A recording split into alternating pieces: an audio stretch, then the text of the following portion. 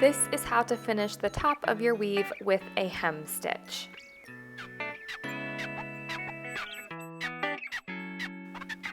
You need a significant amount of yarn to do the hem stitch, so using your weaving as a guide, you need about 3 lengths of yarn to do your hem stitch.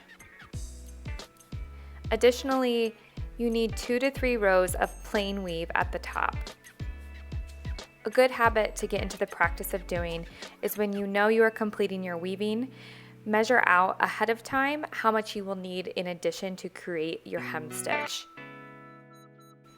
If, however, you finish your weave with just the right amount at the top, you can simply measure out the length that you need for your hem stitch and flip your weaving over, and using your tapestry needle,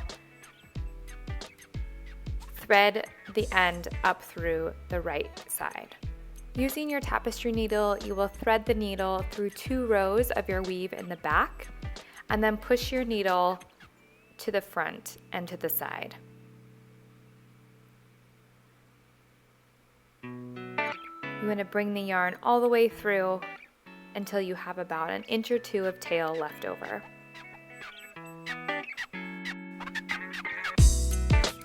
And then you can simply flip your weaving back over to the right side.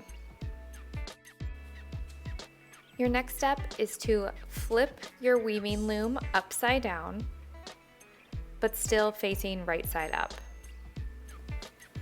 So taking my yarn that has been threaded through my tapestry needle, I'm going to go under the first 2 warp threads and bring it up and through.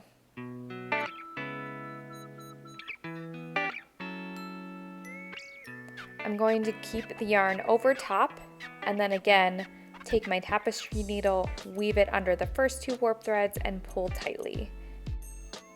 You can see here that it has started to gather those first 2 warp threads. Since this is the start of the hem stitch, we're going to do 1 more, so that is 3 loops around those first 2 warp threads. But this time, instead of just bringing it through the warp threads, you're going to bring it through the second row of the plain weave at the top. Then we are just going to repeat the process for every 2 warp threads. So I take the tapestry under the first 2 warp threads, bring it over top, go under again, and come out through the second row of the plain weave at the top. Here again, you can see that the hem stitch is starting to form and create knots at the base of every pair of warp threads. Continue going under the next 2 pair of warp threads, bring it over and under again, and on the second time underneath, you are bringing it through the plain weave at the top, underneath the second row. Make sure not to go through any other warp threads, but keep it in between each pair of warp threads.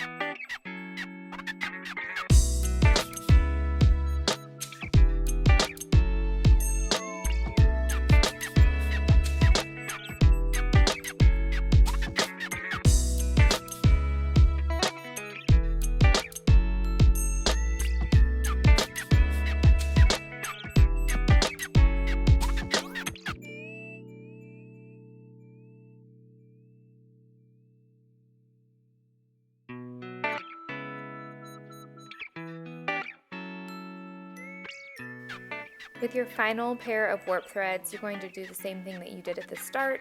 So you're going to do 3 loops instead of just 2. And when you come back through those rows at the top, you can just double back and then pull it tight and then simply push it through to the back side of your weaving.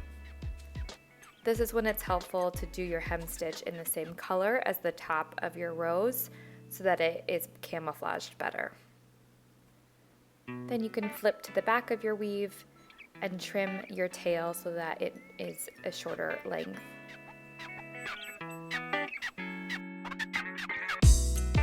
And now you have your hem stitch at the top of your weaving to keep it nice and tight and to keep your weaving from sliding up the warp threads.